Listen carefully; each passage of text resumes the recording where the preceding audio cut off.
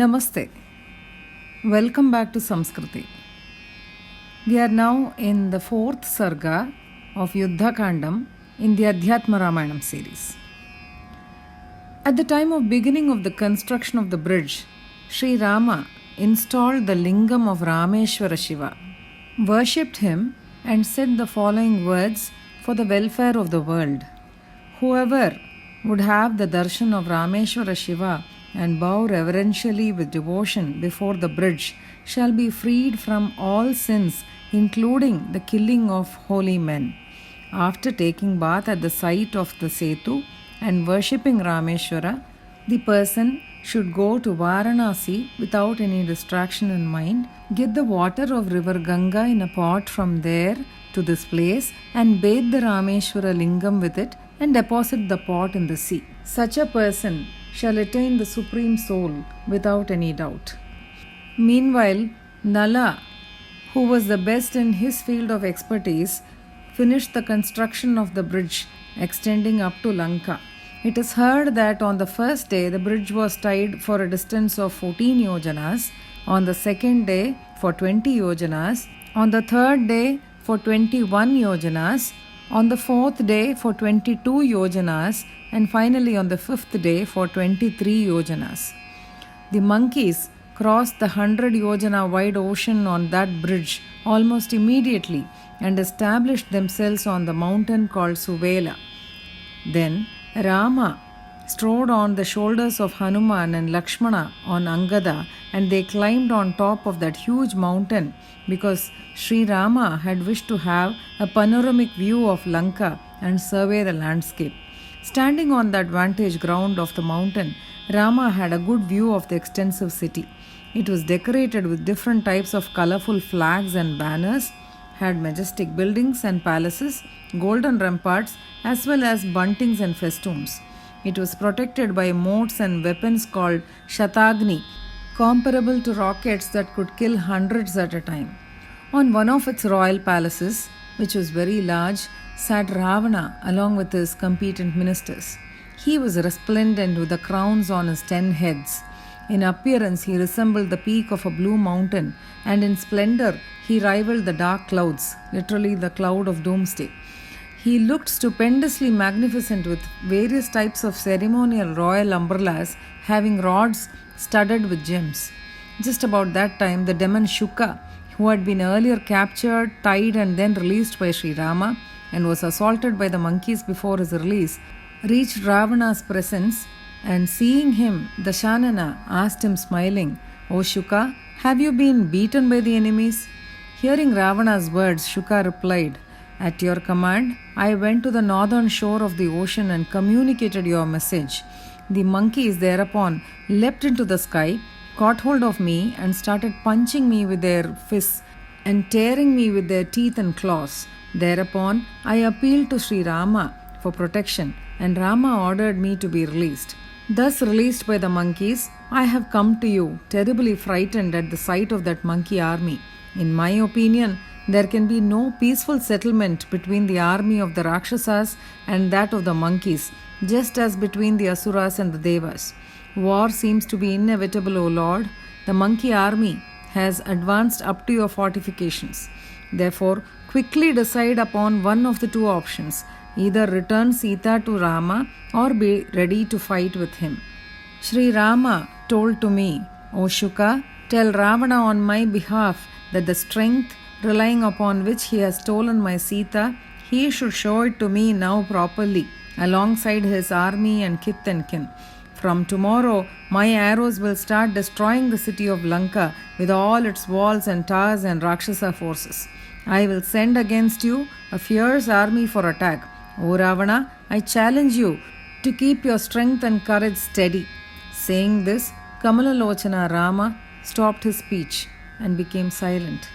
Shuka continued to Ravana, "O Lord, even if the entire monkey army remains waiting without taking part in the attack, the four great personalities, Rama, Lakshmana, Sugriva, and Vibhishana, are potent enough to demolish your Lanka. The monkeys can uproot and completely reduce Lanka to ashes. From what I saw of his form, strength, and weapons, I feel that Rama by himself, even without the help of the other three, is competent to destroy you and everything here. Look how these mountain like monkeys are roaring menacingly, filling the whole country. It is impossible to enumerate the names of all of them, but I shall mention a few among them. There stands facing Lanka Sugriva's commander in chief, Neela, the offspring of fire god Agni. Surrounded by 1 lakh army leaders, he stands there challenging by his terrific war cries. Next there is Angada, the son of Vali and heir apparent of the monkey empire, huge like a mountain peak and in complexion resembling the inside of a lotus flower. He stands exhibiting his anger by striking the earth with his tail repeatedly. Pointing towards Hanuman, Shuka said, "There is the famous Hanuman, so dear to Rama's heart, by whom Sita was discovered and who killed your son Aksha. Next, that monkey whom you see coming near Sugriva and going back again, and whose complexion is silvery, he is of great intelligence and resource. That mighty monkey, lion like in prowess, who is seen casting his eyes on Lanka, is named Rambha. He alone is sufficiently capable of destroying Lanka. O king, the other monkey leader who is glaring fiercely at Lanka as though he would burn it in a moment is the leader of a crore of monkeys and is known as Sharabha. Then there are others, the powerful monkey Panasa, and next to him Mainda and Dvivida. There is also the powerful Nala, the offspring of Vishwakarma, who was responsible for the building of the bridge. Who on earth has the ability to describe these various monkeys and make an estimate of their numbers?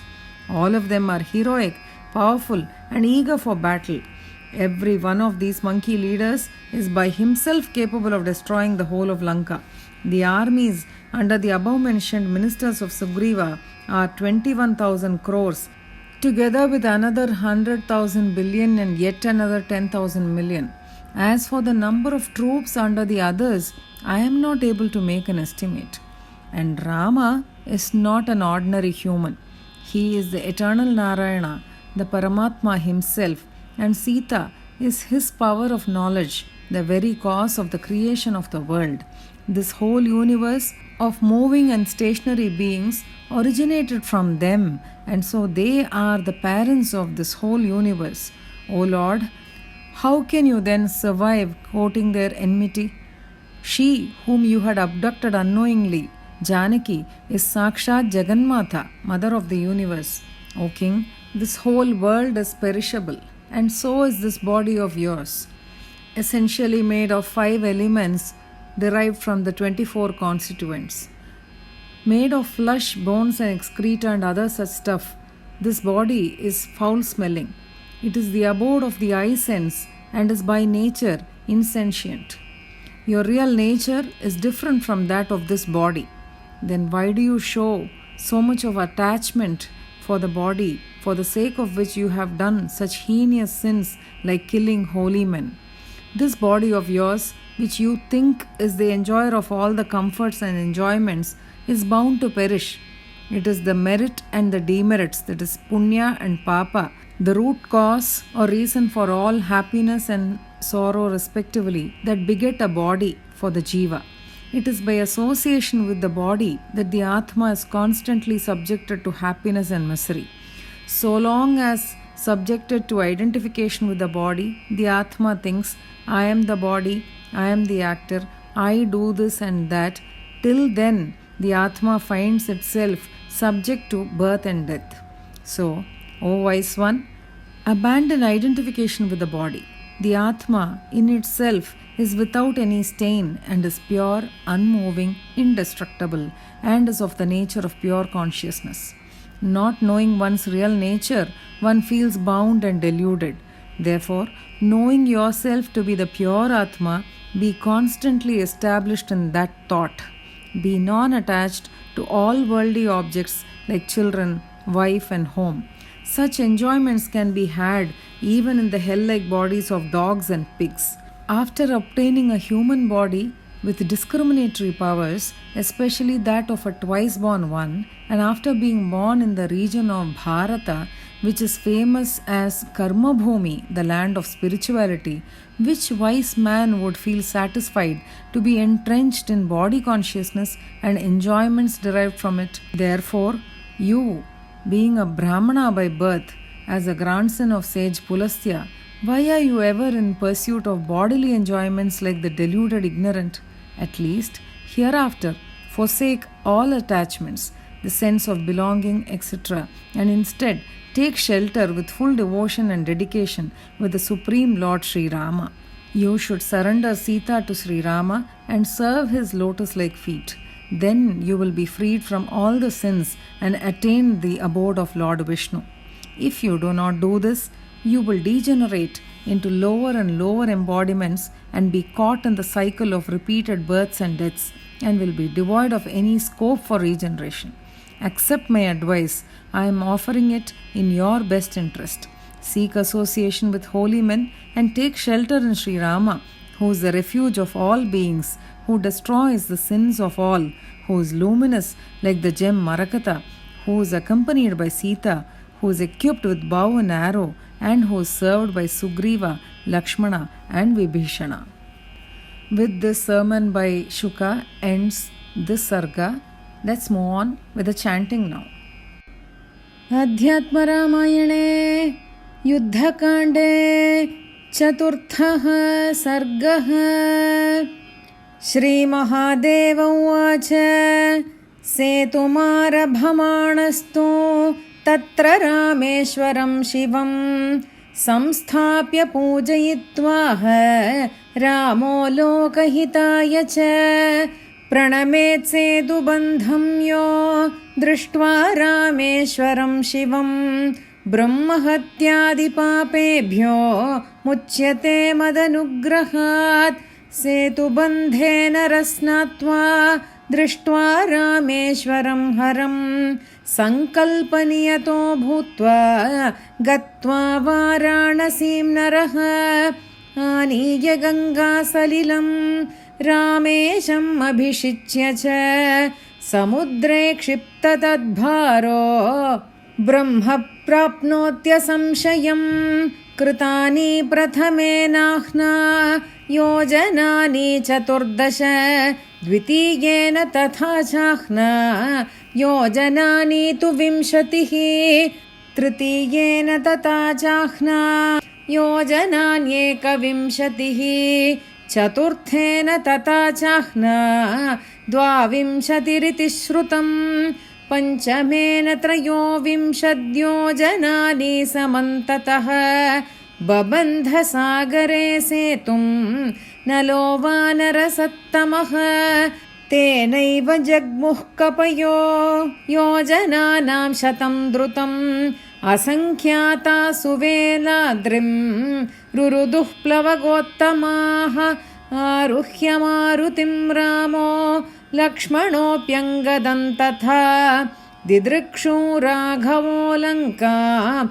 Arurohachalam Mahate Drishtva Lankam Suvistirnam Nana Chitradhvajakulam Chitraprasada Sambadham Swarnaprakaratoranam Parikhabhishatagnivihi Sankramaischa Virajitam Prasado Parivistirna Pradeshe Dashakandharaha Mantribhih Sahito Viraihi Kirita Dashakojwalaha Neeladrishikharakaraha Kalameghas Samaprabhaha Ratnadandaisitacchatrairanekaiः parishobhitaha Etasminnantare baddho mukto ramena vaishukaha Vanaraistaditas samyak dashananamupagataha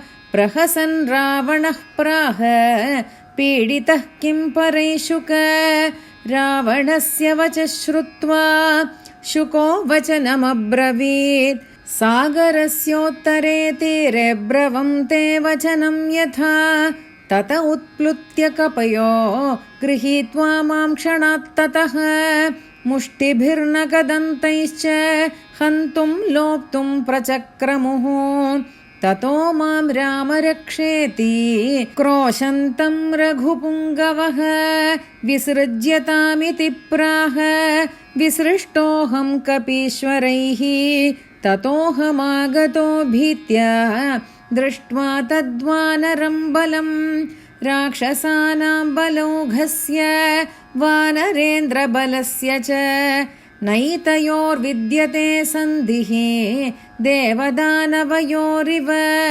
पुरप्राकारमायान्ति क्षिप्रमेकतरं कुरु सीतां वास्मै प्रयच्छाशु युद्धं वादीयतां प्रभो मामाह रामस्त्वं ब्रूहि रावणं मद्वचः शुक यद्बलं च समाश्रित्य सीतां मे हृतवानसि तद्दर्शय यथा कामं ससैन्यः सह बान्धवः श्वः काले नगरीं लङ्कां सप्राकारां सतोरणां राक्षसं च बलं पश्य शरैर्विध्वंसितं मया घोररोषमहं मोक्ष्ये बलं धारय रावण इत्युक्त्वोपररामाथ रामः कमललोचनः एकस्थानगता यत्र चत्वारः पुरुषर्षभाः श्रीरामो लक्ष्मणश्चैव सुग्रीवश्च विभीषणः एत एव समर्थास्ते लङ्कां नाशयितुं प्रभो उत्पाट्य भस्मीकरणे सर्वे तिष्ठन्तु वानराः तस्य यादृग्बलं दृष्टं रूपं प्रहरणानि च वधिष्यति पुरं सर्वम् एकस्तिष्ठन्तु ते त्रयः पश्य वानरसेनां ताम् असङ्ख्यातां प्रपूरितां गर्जन्ति वानरास्तत्र पश्य पर्वतसन्निभाः न शक्यास्ते गणयितुं प्राधान्येन ब्रवीमि ते येष योऽभिमुखो लङ्कां न दंस्तिष्ठति वानरः यूथपानां सहस्राणां शतेन परिवारितः सुग्रीवसेनाधिपतिर्नीलो नामाग्निनन्दनः एष पर्वतशृङ्गाभः पद्मकिञ्चल्कसन्निभः स्फोटयत्यभिसंरब्धो लाङ्गूलं च पुनः पुनः युवराजोऽङ्गदो नाम वालिपुत्रोऽतिवीर्यवान् येन दृष्टा जनकजा रामस्यातीव वल्लभा हनुमानेष विख्यातो हतो येन तवात्मजः श्वेतो रजतसङ्काशो महाबुद्धिः पराक्रमः तूर्णं सुग्रीवमागत्य पुनर्गच्छति वानरः यस्त्वेष सिंहसङ्काशः पश्यत्यतुलविक्रमः रम्भो नाम महासत्त्वो लङ्कां नाशयितुं क्षमः एष पश्यति वै लङ्कां दिधक्षन्निव वानरः शरभो नाम राजेन्द्र कोटियूथपनायकः पनसश्च महावीर्यो मैन्दश्च द्विविधस्तथा नलश्च सेतुकर्तासौ विश्वकर्मसुतो बली वानराणां वर्णने वा सङ्ख्याने वा कैश्वरः शूरा सर्वे महाकायाः सर्वे युद्धाभिकाङ्क्षिणः शक्ता सर्वे चूर्णयितुं लङ्कां रक्षो गणैः सह एतेषां बलसङ्ख्यानं प्रत्येकं वच्मि ते शृणु येषां कोटिसहस्राणि नव पञ्च च सप्त च तथा शङ्खसहस्राणि तथार्बुदशतानि च सुग्रीवसचिवानां ते बलमेतत्प्रकीर्तितम् अन्येषां तु बलं नाहं वक्तुं शक्तोऽस्मि रावण रामो न मानुषः साक्षादादिनारायणः परः सीता साक्षात् जगद्धेतुश्चिच्छक्तिर्जगदात्मिका ताभ्यामेव समुत्पन्नं जगत्स्थावरजङ्गमं तस्माद्रामश्च सीता च जगतस्तस्थुषश्च तौ पितरौ पृथिवीपाल तयोर्वैरी कथं भवेत् अजानता त्वया नीता जगन्मातैव जानकी क्षणनाशिनी संसारे शरीरे क्षणभङ्गुरे पञ्चभूतात्मके राजंश्चतुर्विंशतितत्त्वके मलमांसास्थि दुर्गन्धभूयिष्ठे हङ्कृतालये कैवास्था व्यतिरिक्तस्य काये तव जडात्मके यत्कृते ब्रह्महत्यादिपातकानि कृतानि च भोगभोक्ता तु यो देहः स देहोऽत्र पतिष्यति पुण्यपापे समायातो जीवेन सुखदुःखयोः कारणे देहयोगादिनात्मानः कुरुतो निशम् यावद्देहोऽस्मि कर्तास्मीत्यात्माहं कुरुते वशः अध्यासात् तावदेव स्यात् जन्मनाशादिसम्भवः तस्मात् त्वं त्यज देहादावभिमानं महामते आत्माति निर्मलः शुद्धो विज्ञानात्मा चलोऽव्ययः स्वाज्ञानवशतो बन्धं प्रतिपद्य विमुह्यति तस्मात् त्वं शुद्धभावेन ज्ञात्वात्मानं सदा स्मर विरतिं भज सर्वत्र पुत्रदारगृहादिषु निरयेष्वपि भोगस्याश्वशूकरतनावपि देहं लब्ध्वा विवेकाढ्यं द्विजत्वं च विशेषतः तत्रापि भारते वर्षे कर्मभूमौ सुदुर्लभं को विद्वानात्मसात् कृत्वा देहं भोगानुगो भवेत् अतस्त्वं ब्राह्मणो भूत्वा पौलस्त्यतनयश्च सन् अज्ञानीव सदा भोगाननुधावसि किं मुधा इतः परं वा त्यक्त्वा त्वं सर्वसङ्गं समाश्रय राममेव परात्मानं भक्तिभावेन सर्वदा सीतां समर्प्य रामाय तत्पादानुचरो भव विमुक्त सर्वपापेभ्यो विष्णुलोकं प्रयास्यसि नो चेत् गमिष्यसे दोधः पुनरावृत्तिवर्जितः अङ्गीकुरुष्व मद्वाक्यं हितमेव वदामि ते सत्सङ्गतिं कुरु भजस्व हरिं शरण्यं श्रीराघवं मरकतोपलकान्तिकान्तं सीतासमेतमनिशं धृतचापबाणं सुग्रीवलक्ष्मणविभीषणसेविताङ्घ्रिम् इति श्रीमध्यात्मरामायणे उमामहेश्वरसंवादे युद्धकाण्डे 4th सर्गः।